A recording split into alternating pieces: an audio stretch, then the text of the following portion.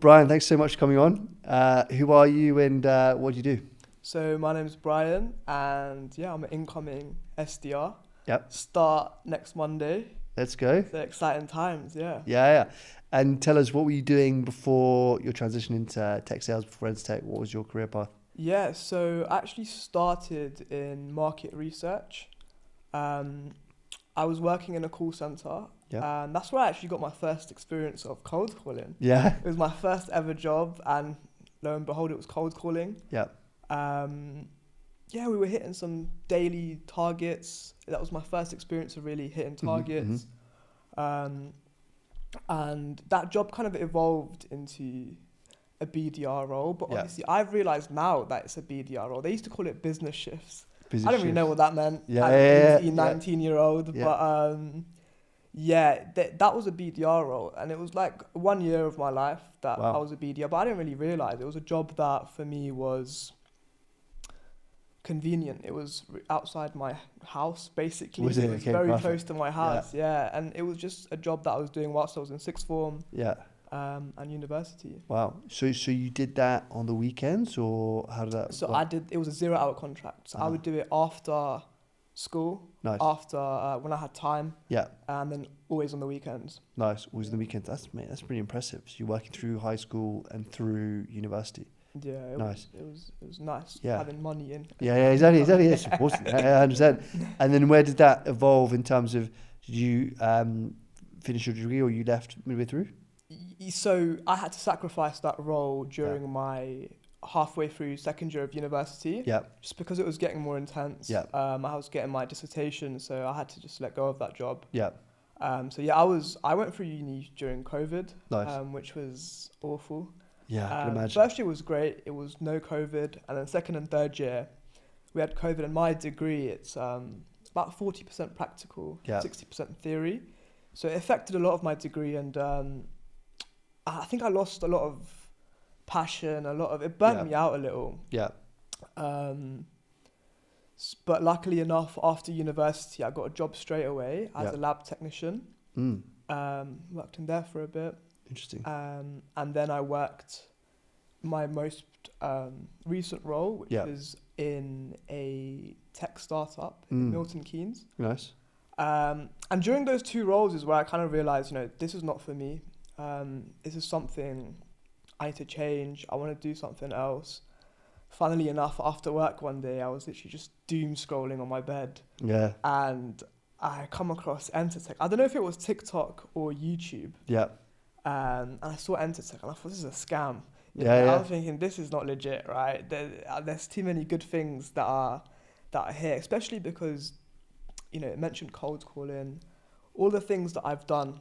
So in my head, it was a lot of transferable skills. So I thought, okay, let me look into it. Mhm. Let me see what this is actually about. And funnily enough, I saw a story about Rana, Rana. police officer turned into Tech sales. account executive into tech sales, Yeah. just to see if it's legit, right? I needed that reassurance. So I went on LinkedIn and I just aggressively stalked him Yeah. to see, Nice. see if it's legit. And yeah, like he's in a role. Yeah. I'm thinking, okay, this is actually something that I can do, something that suits me, where I'm mixing a level of commercial insight and also a little bit of analytical into kind of one role. Research as well. Yeah. Yeah. Yeah. So I thought, let me give it a go, and yeah. Nice. He's done really well, Rana. Yeah. So I think I spoke to him a couple of weeks ago, and he was saying he's now hitting over 6 figures, Wow. and he's losing his child benefits, because I think if you hit over 100K in your salary, you lose your child benefits Yeah. from the government. So he's like, it's a good problem to have, but I'm kind of like annoyed. But so he's done really well, and it shows like you don't need to have a background in technology to break in. Sure. But once you're in, obviously it gives you that certain level of flexibility to work hybrid. You don't have to physically be in a location. Obviously, it's great when you're starting to be in an office. But if you can master sales in technology, obviously, AI is advancing. You can go anywhere in the world with your T-shirt and you'll be hired somewhere if you have this, the sales skills in tech. So have you always had an idea about technology? So I've worked in a tech startup. Yeah. So What were they doing? So they were actually they're an automotive business that specialize in head-up displays in cars, specialized in lasers, in screens and head-up displays within cars. Prior to that, when I was working as a lab technician, I had a friend and she was very much into software. Yeah. That's how I got into software, but it was more back-end software. So I learned about Python, JavaScript. Yeah. Tried to go into that. So I did a lot of courses, applied to some jobs, did some interviews. Again, I realized that wasn't really for me. I don't have the brains for this. Yeah. I don't have the brains for Also, AI was booming. Yeah. And I have a friend and he did a degree in software engineering, master's actually. And he still doesn't have a job within software. Really? He's gone into kind of teaching. Interesting. So all of those things compounded and I was just like, this isn't for me. And, I don't really believe in divine intervention, but, when I'm doom scrolling and I'm seeing Entr Tech, I just thought, it seems like a good mix of everything that I'm into, everything that I like, everything that I'm good at. Yeah. So, I went into Entr Tech. Yeah. It was a great decision. I think it's really interesting because I've definitely got that vibe from you that you're entrepreneurial, or you've got that sort of, I guess, that commercial mindset. Yeah. Anyone who's got that inkling, it's such a great career path, getting into software sales, because wherever you go in life, you can even start your own business, but you learn so many fundamental skills, but in tech. How did you find the program? I think the program was great. Couple of things that were great. I think the sense of community was amazing. I think the support was amazing. Having a cohort that all were like-minded, they were ambitious, they wanted to, change careers. Yeah. They were all in it for the same thing. It was nice. That sense of community was nice. The learning was great. And the learning was great for me personally because it was so flexible. Yeah. I could do it at work. I could do it after work. It was quite a lot at the beginning, a lot of content. Like week 1 to like 6 was a lot. Yeah. But once you get used to it, you can definitely fit it into your schedule. Yeah. Especially if you have other responsibilities. Yeah. And number 3, I would say, gave me a lot of confidence. Yeah. Because yes, I had transferable skills, and I like technology, but it gave me that extra confidence that I can actually get a job within tech sales. Yeah. So the program was great. Absolutely. And you had to work for it as well, right? Because you had one job offer and we were like celebrating and we're like, yes, you've done it. And then, we won't talk bad on their name, we're on to better things now. But I was gutted because they pulled the offer from you. So you had to then, your mindset is insane because you were like, Jack, we got this. And you kept going and landed the role where you are now. So I guess talk me about that sort of knockback and where you are going to now and how excited you are for that. If I'm being honest, it was a big knockback. Yeah. It was a massive knockback for me just because I put a lot of effort into applying for roles. And as you know, like mentally it is so it's a lot. Especially in this job market, it's not easy for any career path, especially tech sales. Everyone wants to try and be in it now. And similarly as well, the role I got was very convenient. It was in Milton Keynes. It was very convenient for me. And also it was within healthcare tech. Yeah. And that's something that I have a background in. I did a degree in biomedical science. So everything kind of lined up so nicely. And so, it was very disappointing having the offer pulled. But to be honest with you, I had to give myself a little bit of a break from applying. Yeah. Like a week, 2 weeks. And I just thought, let me have the Christmas to myself. Yeah. Take like a little mental break. And then I went back straight into it in January. Yeah.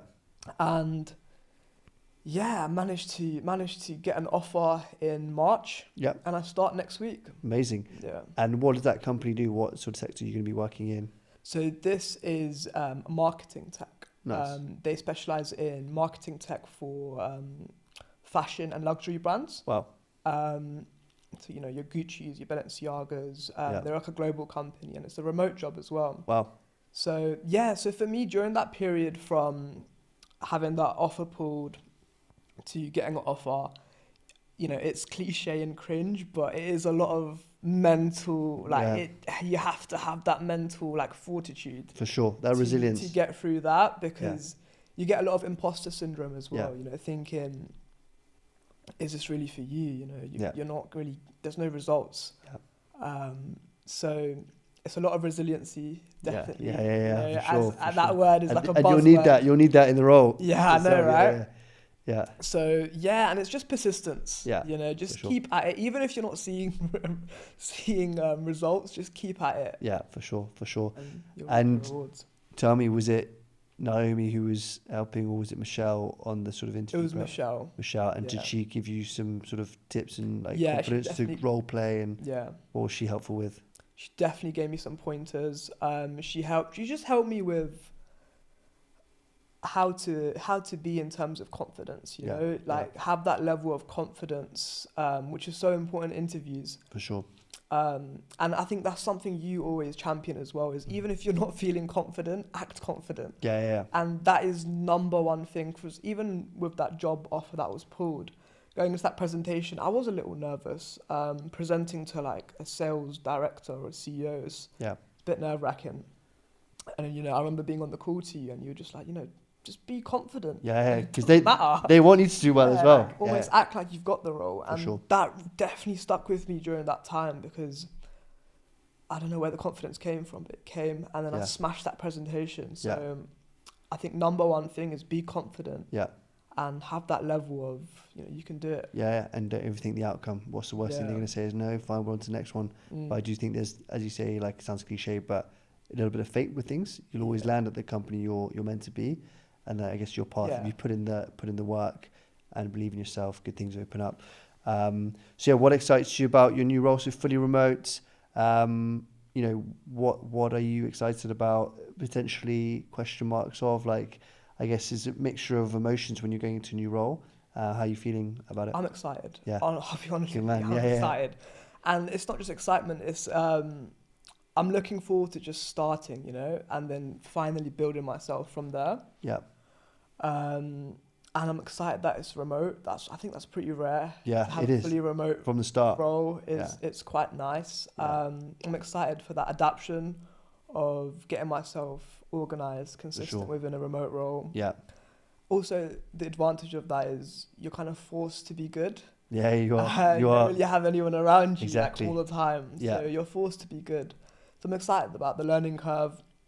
I'm excited also about the next 5 years, about change. Yeah. The industry's going to change, I feel, with AI. Massively. So, just overall excitement, I would say, and just looking forward to starting. 100%. And lean into AI. I say to everyone, we're doing some programs coming out and you'll have access to them. But if you can lean into AI, especially in your job, we were talking to Simba earlier, speeds up the process so much. You can do so much more with your day. Yeah. And then my advice for you would be, make sure you've got a routine in place at working from home, have a good home office set up.